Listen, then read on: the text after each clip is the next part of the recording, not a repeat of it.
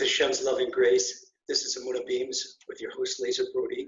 Today's podcast is entitled The Butterfly, and it's about different phases of life. People have difficulty understanding the concept of death, and especially the concept of revival in Judaism. But before we begin, I want to make a very special dedication. So today's lesson is dedicated to the loving memory of Hannah Suzanne Margaret Callen. She was the daughter of our dear friends Suzanne and Fergus Callen in the UK.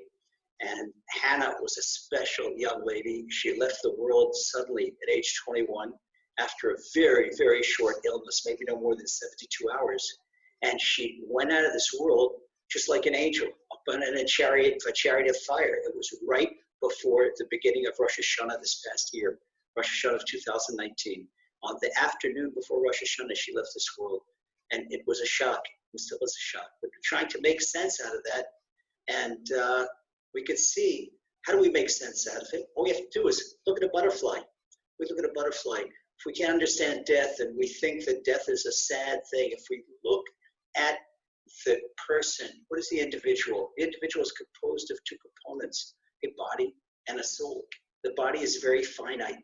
But what happens when the body leaves this world, people are upset, they cry, and they do. This is natural. This is natural human emotions. And we are allowed, of course, according to halacha, we have a mourning period, a set mourning period. There's a mourning period of 7 days, then 30 days, and then a little blood for another year.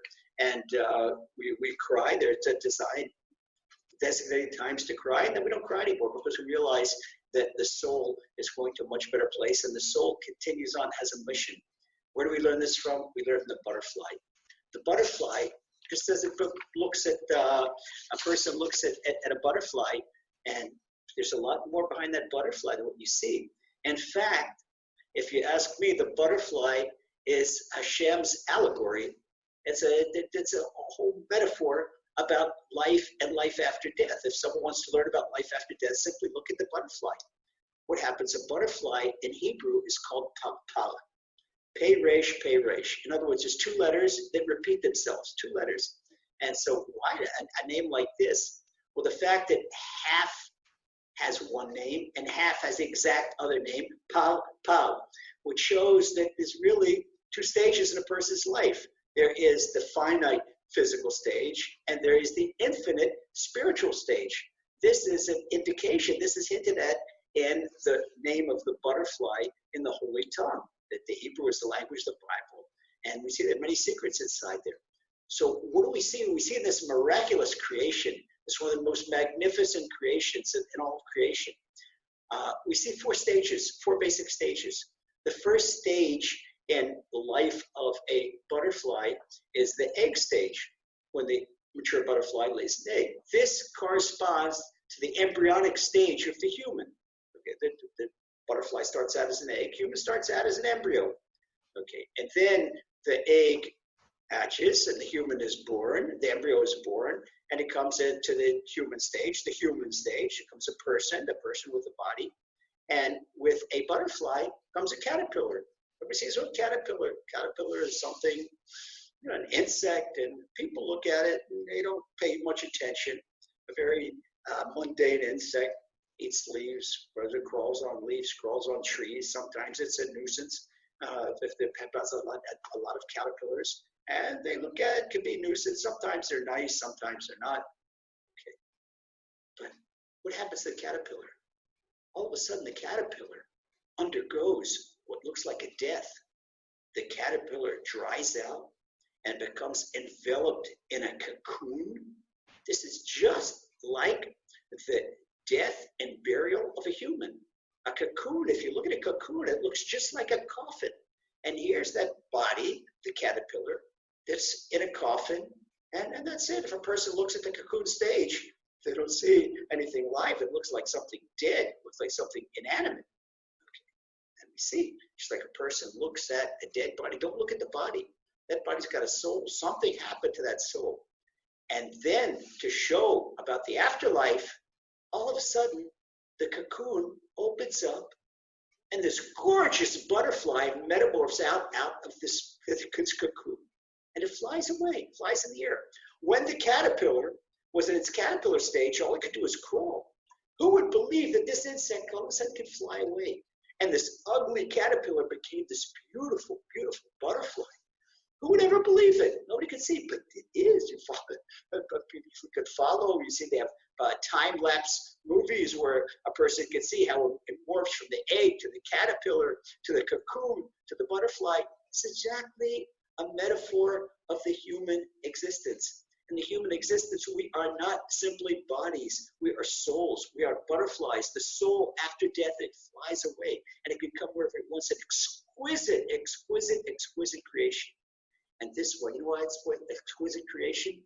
Because we learn, according to Jewish esoteric thought, according to Kabbalah, we learn that that soul is a tiny part of the Almighty. That's why it's so very beautiful. Who doesn't like to see butterflies? And just person see butterflies. Butterflies symbolic of happiness. Happiness. This is the world in the life after life, life after death. The person has to look forward to. It's a beautiful, beautiful world. And so, how do we get to this beautiful life? We get this beautiful life by observing the commandments of Torah, following the commandments of living upright lives here. And not only that, helping others live upright lives.